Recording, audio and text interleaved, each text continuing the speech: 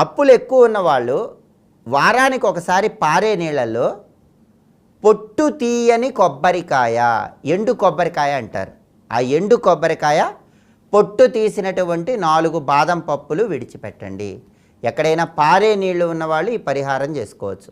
పారే నీళ్ళు ఉన్నవాళ్ళు వారానికి ఒకసారి, వీలైతే మంగళవారం రోజే పొట్టు తీయని ఎండు కొబ్బరికాయ, పొట్టు తీసిన 4 బాదం పప్పులు పారే నీళ్ళలో విడిచిపెట్టి నమస్కారం చేసుకుంటే మీ దోషాలు తగ్గిపోతే అప్పుల బాధ నుంచి బయటపడవచ్చు.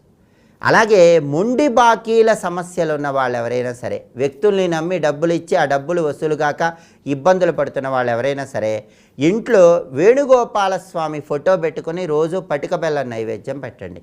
వేణుగోపాలస్వామి అంటే శ్రీకృష్ణ పరమాత్మ వేణువు ఊదుతూ ఉన్న ఫోటోని వేణుగోపాలస్వామి ఫోటో అంటారు. ఆ వేణుగోపాలస్వామి ఫోటో పూజా మందిరంలో పెట్టుకొని రోజు పటిక బెల్లం నైవేద్యం పెడుతూ ఉంటే మొండి బాకీలు తగ్గిపోతాయి.